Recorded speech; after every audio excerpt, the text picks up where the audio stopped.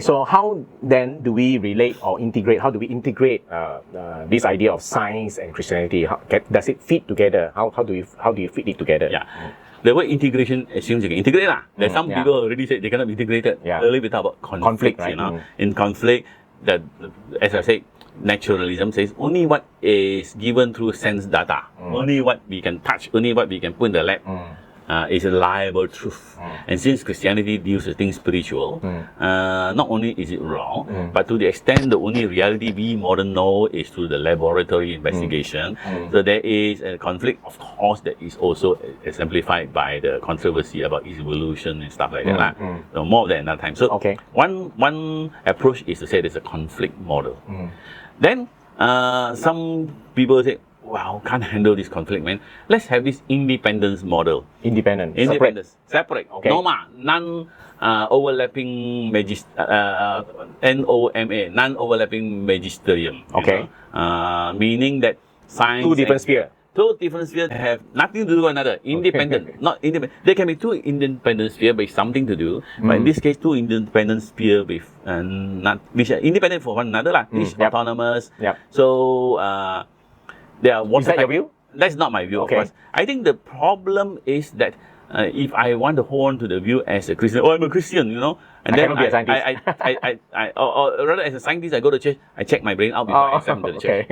That is, I think, they're asking me to be schizophrenic. I think we human beings have an instinct to integrate things, to connect things.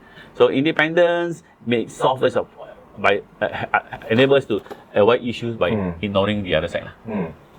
Then, if it's not independent, then how about complementation? Complement, that means there are two basically reliable models, disciplines, and then you can say that, if they're not in conflict, they have something to do with another, maybe they complement each other. Now the question is, how do you complement one another? So one way is to say, we have to give priority to one to the other, over the other. So there tend to be what you call a hierarchy of knowledge.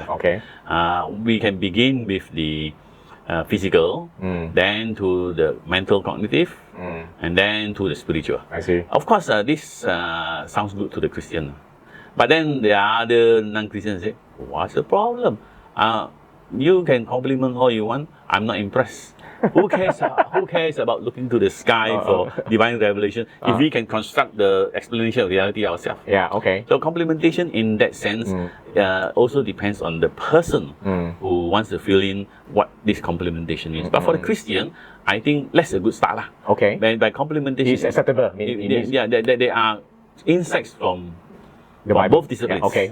And the question is now, what do we do? So what do? We dialogue. Bring them together and ask questions.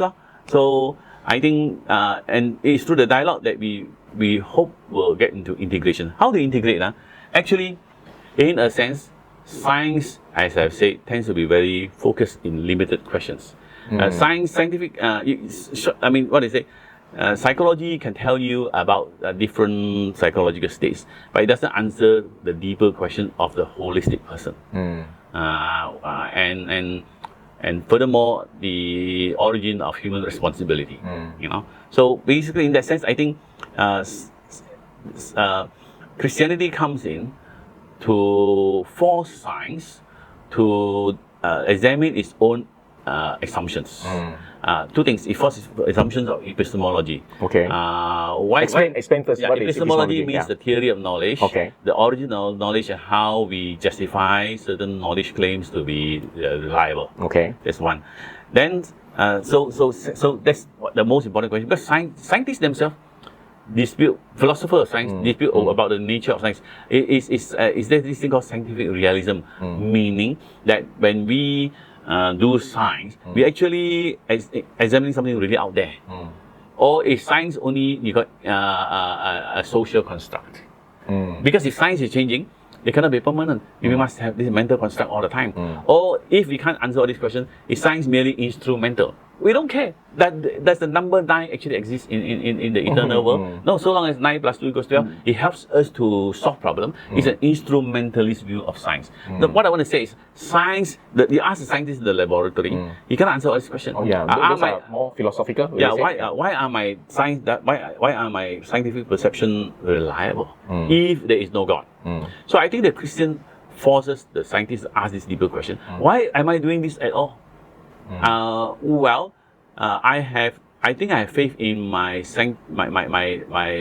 perception of things, not because an evil demon has deceived me like Descartes, but because God, the benevolent God, has created this world as a stage of His glory. It gives incentive to Christian scientists to explore science. You know? So in that sense, science, behind science is metaphysics, and the metaphysics has meaning when it is built on Christian presupposition. So I think I have a chart which shows how, in that sense, science, if it only answers piecemeal question, is not very satisfactory. At the end of the day, science must build a comprehensive worldview. And if God is not in the picture, if Christianity is not in the picture, then you see, look at the chart I give you begin, all you have is physical reality. Then you supposedly have observed data, then you get your interpretation, and then from there with testing, you eventually accumulate a body of reliable knowledge, which constitute a kind of worldview. But that worldview is only meaningful according to how you interpret it, according to your presupposition. If your presupposition is nothing is more than physical reality, everything is meaningless. That's what Bertrand Russell himself says. So the Christian cannot be that kind of scientist. So, so there is not just a physical reality on the left-hand corner, but there's also a spiritual reality.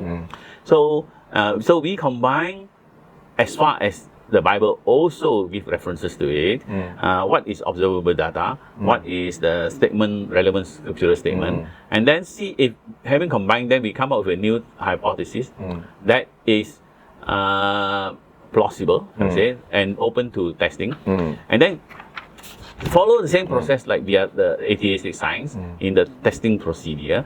But the difference is at the end, in our accumulation of the data, reliable facts, we can build a more comprehensive worldview because our presuppositions, set of presuppositions, is more comprehensive, meaning beyond the physical world, God, who actively intervenes in human history, is also undergirding it.